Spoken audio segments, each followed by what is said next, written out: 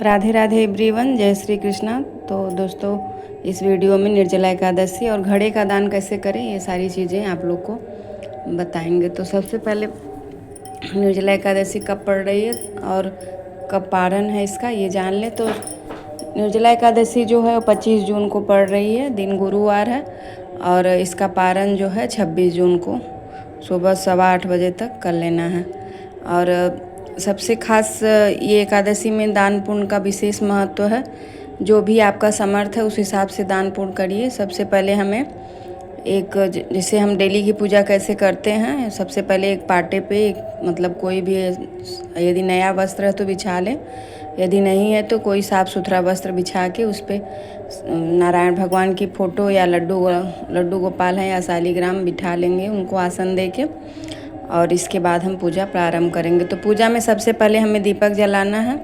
दीपक जला के इसके बाद हम अपनी पूजा प्रारंभ करेंगे। तो दीपक जलाने के बाद पहले हमें, यदि घर में गणेश लक्ष्मी तो स्नान करा लेना है, लड्डू गोपाल को करवा लेना है।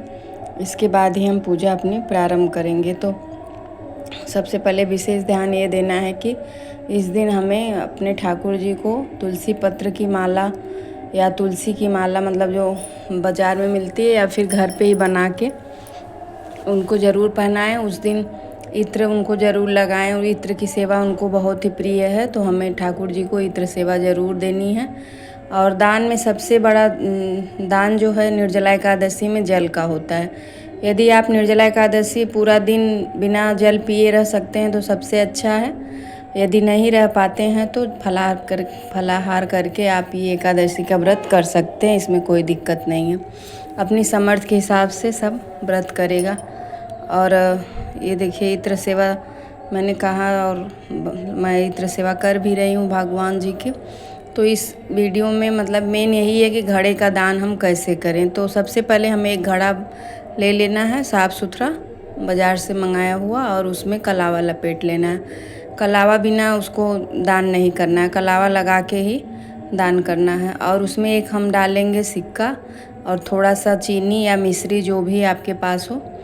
और ठाकुर जी को पहले मतलब सब वस्त्र पहना के माला फूल सब चढ़ा के इसके बाद तब हम घड़े की भी साथ साथ पूजा करेंगे। तो इसके ऊपर हम एक मतलब कलश स्थापित कर देंगे। उसके ऊपर वो जो मिट्टी का मिलता है बाज़ार में, बड़ी वाली दिया, उसी में थोड़ा सा शक्कर या मिश्री लेके हम उसको कलश बना लेंगे। और पीला कलर का वस्त्र आप दान दे सकते हैं, यदि पीला नहीं है तो किसी भी कलर का दान दे सकते हैं। और कलश के ऊपर हमें जो भी मौसम का फल है, मतलब सीजन का जो फल मिलता है वो उस पर रखना है।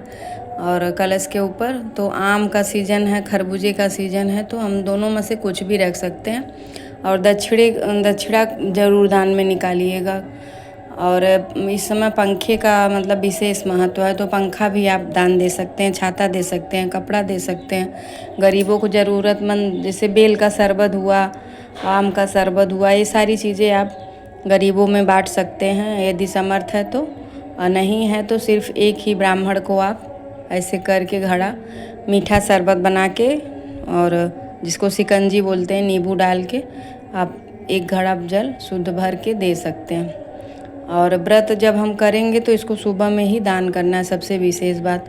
और इसको कभी भी सादा ना छोड़े, इस पर स्वास्तिक बना दें, पीला कलर का चंदन लेके उस पर स्वास्तिक, क्योंकि ये हम लोग का मतलब एक व्रत का जो नियम है वो पूरा करना होता है। तो इस पर स्वास्तिक ज़रूर बनाइए।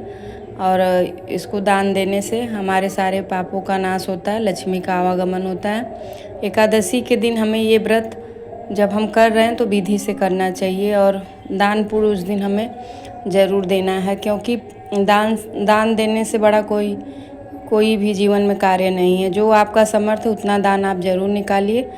और यहाँ पे देखिए मैंने स्वास्तिक बना दिया है, और इसको कभी भी खाली न रखें। इसके बाद फूल, दीप और हल्दी, चंदन, कुमकुम लगा के कलश की भी हमें पूजा कर लेनी है। तो कलश के सामने भी हमें फूल, अक्षत, रोड़ी और अबीर, जो भी है आपके पास, अबीर, गुलाल, ये सारी चीज़ें लगा के कलश की भी पूजा करनी है विधि से। तो निर्जला एकादशी का खास चीज़ यही है कि इस वाली एकादशी में घड़े का दान, पंखे का दान, छाते का दान विशेष महत्व है, वस्त्र का दान और जो भी फल है वो तो ज़रूर देना है।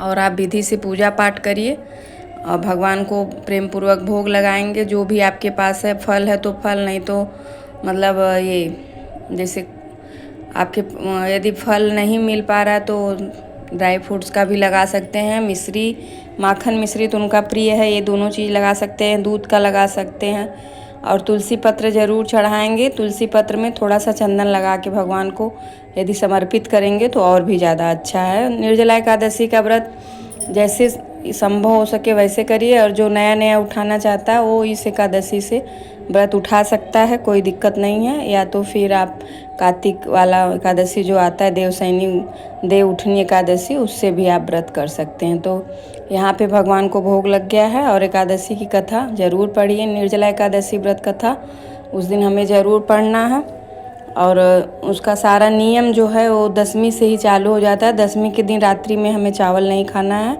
और एकादशी के दिन अपने घर में कोई भी बच्चा हो चाहे बूढ़ा, चावल नहीं बनाना है।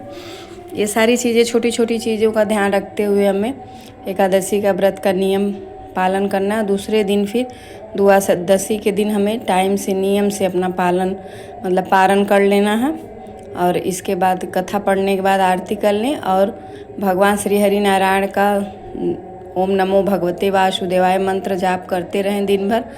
भजन करें, कीर्तन करें, रात्रि जागरण करें, जितना संभव हो सके उतना करिए। बाकी तो सब भगवान आपका भाव देख रहे हैं कि आप किस भाव से भगवान की पूजा कर रहे हैं।